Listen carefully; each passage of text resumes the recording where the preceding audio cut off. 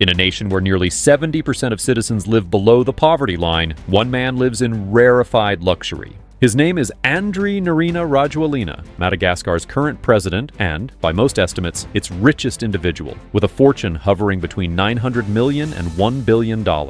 His rise from youthful DJ and event promoter to the most powerful man in the country reads like a modern fairy tale, except that behind the fairy lights lies a network of monopolies, private deals, and extravagant indulgences. Rajoelina markets himself as a reformer and visionary leader who champions modernization, but critics say he has quietly built a personal empire that blurs the line between national wealth and private fortune. This is the cinematic story of the billionaire president who secretly controls Madagascar's wealth. His meteoric rise, his hidden business interests, his luxurious lifestyle, and the enduring question, is he rebuilding Madagascar or enriching himself behind the scenes?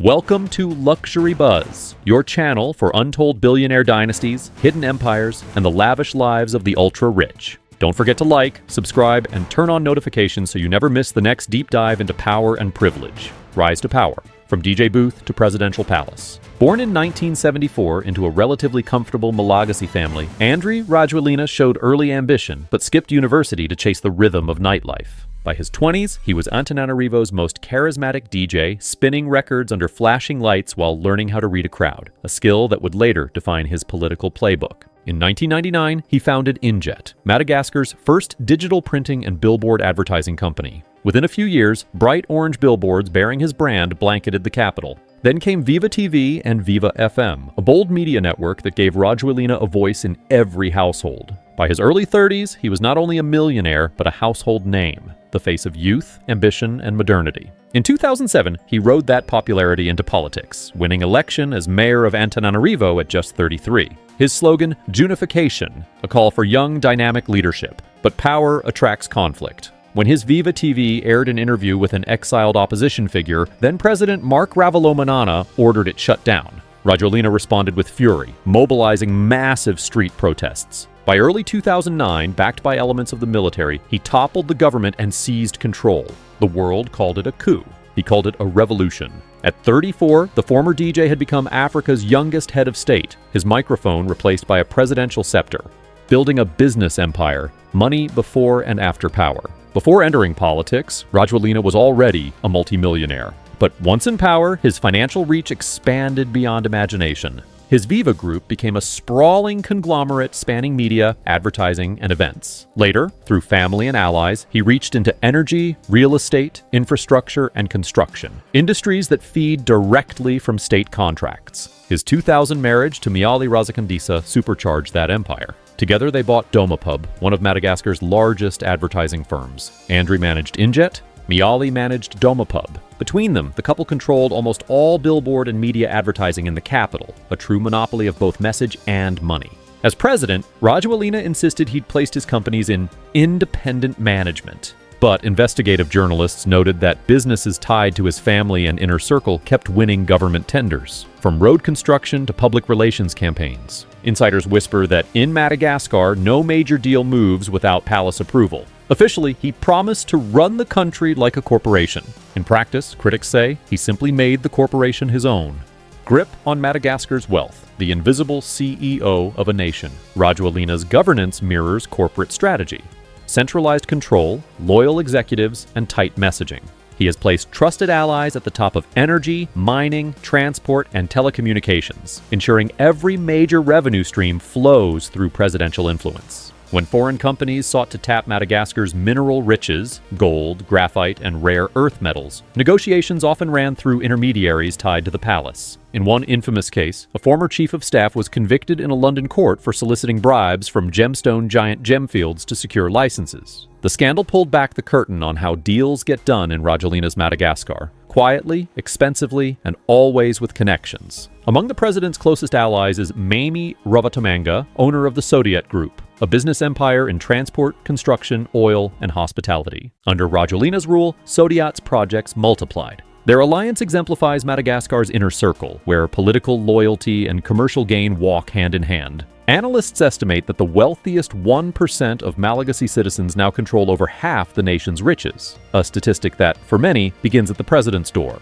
Public image versus private reality. If Rajoelina's power is absolute, so is his mastery of image. Television cameras follow him as he cuts ribbons, inaugurates stadiums, and poses beside bulldozers breaking ground on modern Madagascar. His flagship project, the Mazawandro Coliseum, built atop a sacred hill, was sold as a symbol of pride and heritage. To critics, it was a $50 million vanity monument, a Roman-style amphitheater built where hospitals lack medicine. State-run media glorify his achievements, painting him as a tireless visionary. But behind the screens, institutions meant to hold him accountable. The courts, electoral commission, and watchdogs have been weakened or stacked with loyalists. Then came the dual citizenship scandal. Leaked documents in 2023 confirmed Rajoelina secretly held French nationality. For many Malagasy, it proved what they had long suspected, that their president's heart and fortune were anchored in Europe rather than home. Public trust shattered, the myth of the patriotic reformer dissolved into cynicism, criticisms, and controversies. Controversy has followed Rajoelina since day one. His 2009 power grab triggered global condemnation and Madagascar's suspension from the African Union. Though he later returned through elections, both the 2018 and 2023 votes were clouded by allegations of fraud and opposition boycotts. Transparency International ranks Madagascar among the world's most corrupt nations. Legacy and long-term impact, a cautionary tale in luxury and power. To his admirers, Rajoelina injected dynamism into Malagasy politics. They credit him with building new roads, airports, and sports complexes, and with courting foreign investment after years of isolation. They see him as proof that a young, ambitious Malagasy can rise to the top and reshape a nation. But critics warn that his legacy may be one of inequality and authoritarian drift. Despite the glossy projects, Madagascar remains one of the poorest countries on Earth. The gap between elite wealth and everyday poverty has widened. Rajoelina's consolidation of political and economic power may serve as a blueprint for future leaders who view the presidency as a business license. His brand of billionaire populism, charismatic, corporate, and controlling, could define a generation of African politics. Yet the people are awakening. Each protest, each expose, each voice demanding transparency adds to a chorus that can't be silenced forever. In that resistance may lie his true legacy, a nation learning to hold its leaders accountable. As the sun sets over Antananarivo, Rajoelina stands on his palace terrace, a man who began behind a DJ booth and ended up controlling a nation's wealth. For now, his empire glitters, but history will decide whether he was the visionary who lifted Madagascar or the billionaire president who turned it into his personal enterprise. A hidden empire exposed, Andry Rajoelina's life mirrors the contradictions of modern African power. Ambition wrapped in luxury, progress shadowed by corruption, hope entangled with greed. He transformed himself from entertainer to entrepreneur to president, weaving a story where wealth and power are inseparable. Yet beneath the glitter lies a fragile nation still searching for justice and balance. If you enjoyed this deep dive into the billionaire president who secretly controls Madagascar's wealth, make sure to like, subscribe, and share this video. More stories of hidden empires, untold dynasties, and the world's most powerful figures, only here on Luxury Buzz.